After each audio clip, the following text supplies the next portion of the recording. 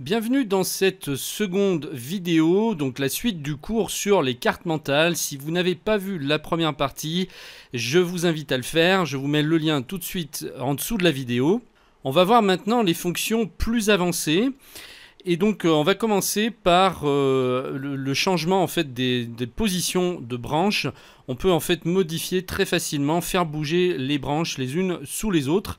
Donc imaginons que la branche 2, je veuille l'amener entre la branche 4 et la branche 5. Alors je clique dessus avec ma souris, je fais un clic droit maintenu et je tire la branche 2 entre la branche 4 et 5. Vous voyez ici, ça me la grille, ça me le met en gris pour me faire voir où elle va être ensuite. Une fois que l'emplacement est bon, je lâche ma souris. Voilà, donc ça m'a déplacé ma branche. Et on peut comme ça tout déplacer. Je peux tout aussi bien prendre ma sous-branche et la faire dépendre non plus de la branche 5 ici, mais de la branche 4. Donc, je me rapproche de la branche 4 et une fois qu'elle s'est mise en bleu et qu'on voit la branche grisée, on peut lâcher. Alors je peux aussi supprimer la connexion, la flèche verte, en me mettant dessus. Là, vous voyez, il y a une petite icône avec un stylo. Vous cliquez dessus, vous faites supprimer la connexion si ça vous gêne. Voilà. Donc là, on va pouvoir faire tous les réglages grâce à ce widget là qui est sur la droite. Je peux redimensionner par exemple la taille de mes caractères. Donc je me mets sur la branche que je souhaite modifier. Je fais, par exemple, si je veux réduire les caractères, je clique sur le petit A. Si je veux agrandir au contraire, je clique sur le grand A. Si je veux mettre en italique, je clique ici sur le I.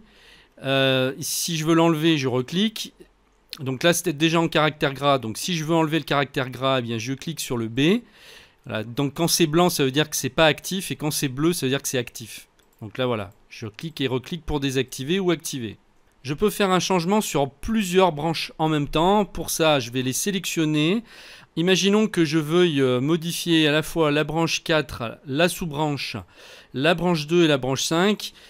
J'appuie sur la touche CTRL de mon clavier et je la laisse maintenue.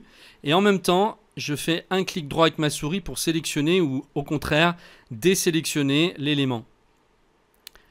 Admettons que je veuille donc faire le changement pour ces 5 branches à la fois et que je veuille les passer en italique. Eh bien, je clique sur le I et c'est fait.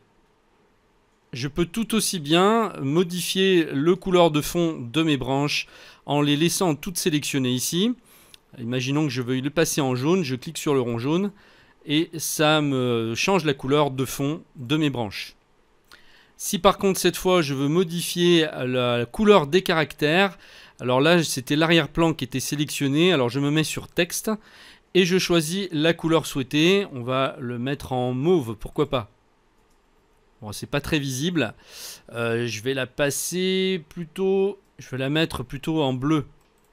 Maintenant, si je veux travailler sur le style de mes branches, je vais cliquer sur cette icône ici au milieu. Et là, je vais avoir donc plusieurs styles qui me sont proposés. Donc là, actuellement, pour la branche 4, c'est celui-ci qui est sélectionné. Eh bien, je peux cliquer sur celui-ci pour modifier. Et je vais même pouvoir aller plus loin dans les modifications en personnalisant. Donc je clique ici sur personnaliser. Et là, donc je vais pouvoir changer mon texte, le style comme on avait.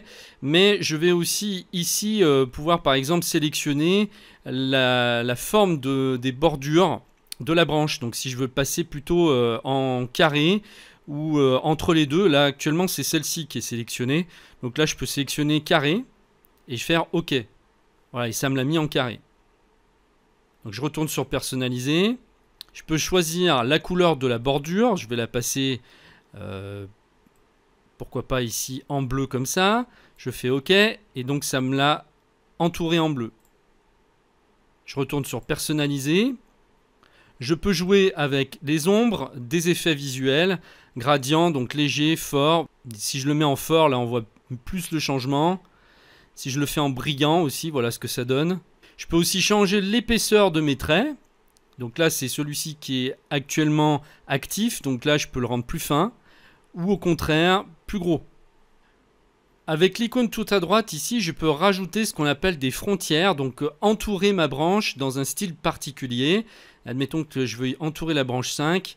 Je peux sélectionner ce style-là, ce style en pointillé. ou alors une espèce de nuage comme ça, là, voilà.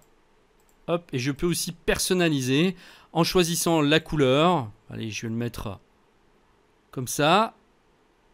Je peux aussi régler ici l'opacité. Vous voyez que là, ça met du jaune bien jaune. Je peux changer la couleur de la bordure, l'épaisseur des lignes, où je peux le mettre aussi en pointillé. Ok. Alors quand je souhaite supprimer une modification, je mets sur la branche en question et là je clique sur le petit rond barré ici supprimer et ça va me supprimer donc la frontière qu'on avait mise. À chaque fois qu'on veut supprimer quelque chose, en fait, on va utiliser donc ce cercle barré là. Ensuite, si je veux ajouter des icônes sur mes branches, il me suffit de sélectionner la branche en question et d'aller chercher ici. Donc là, on a celles qui sont le plus souvent utilisées qui apparaissent ici. Mais en cliquant sur la flèche là, je vais avoir tout un choix d'icônes, d'émoticônes aussi. Donc là, je peux m'amuser à mettre des drapeaux. Ça peut être utile pour mettre des statuts hein, sur un projet, par exemple. On peut mettre aussi des chiffres.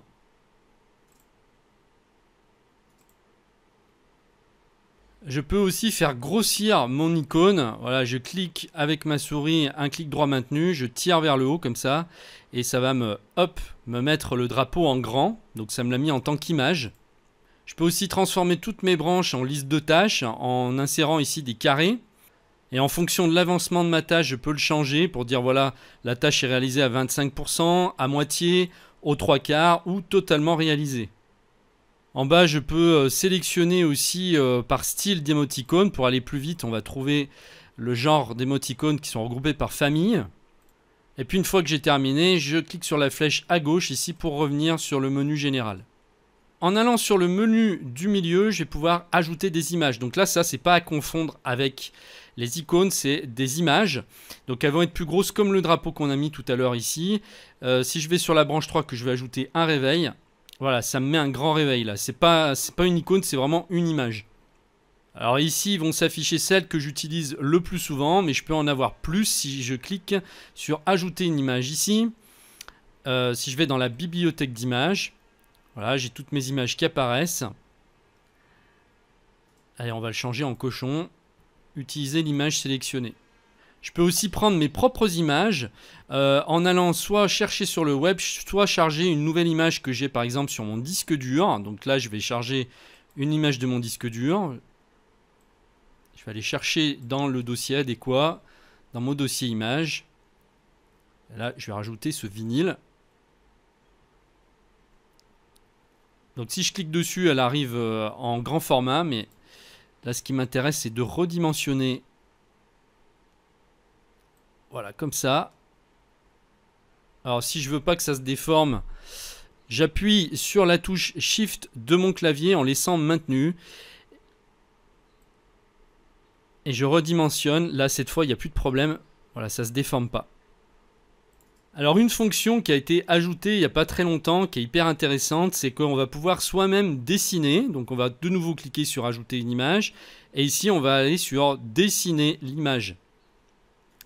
Et donc là, avec ma souris, je vais dessiner ce que je veux. Je peux faire voilà, un cercle, un trait, enfin voilà, je dessine. Je peux choisir le type de crayon ici. Donc si je veux faire un cercle, ça va me faire un cercle parfait. Si je veux un rectangle parfait. J'ai même une gomme ici. Hop. Je peux modifier la couleur, l'opacité. Et une fois que c'est fait, je fais insérer image. Et voilà, j'ai mon dessin qui s'insère. Et puis la fonction hyper intéressante, toujours dans ajouter une image. Si je vais sur image du web, il va aller chercher sur Google toutes les images en fonction du mot-clé que j'ai tapé ici. Donc effectivement, si je tape arbre, je fais entrée. Il va me sortir plein d'images d'arbres. Donc là, c'est super parce qu'avec ça, on n'aura pas besoin d'aller chercher d'abord sur Google, enregistrer sur notre disque dur. On va pouvoir directement prendre l'image sur le web grâce à ça. Allez, celui-ci est sympa. Voilà pour la branche 5. Enfin, toujours pour les images, j'ai une fonction très sympa ici qui va aller encore plus vite. Si je clique sur la baguette magique là, Regardez ce qui se passe. Il va me chercher automatiquement sur Internet une image qui est en rapport avec mon mot-clé de ma branche. Donc là, il m'a mis débranché. Mais si je fais une nouvelle branche et que je mets ici voiture de sport, je clique ici sur la baguette. Et voilà, il me trouve automatiquement une voiture de sport. Voilà pour cette partie 2 du cours. Donc je vous propose, si ça vous intéresse, eh bien, d'ouvrir votre compte MindMeister en cliquant sur le lien qui se trouve en dessous de la vidéo. Et donc je réserve pour les membres premium une 3e vidéo où on va voir cette fois vraiment les fonctions avancées pour terminer cette formation. Donc elle sera uniquement disponible pour les membres premium. Pour y accéder, il vous suffit donc de cliquer sur le lien qui apparaît maintenant sur la vidéo ou en dessous de la vidéo. Une fois le formulaire de commande validé, vous allez être redirigé automatiquement dans un espace membre privé où toutes les formations s'y trouveront, avec la formation bien sûr complète sur les cartes mentales. Je vous dis à tout de suite de l'autre côté.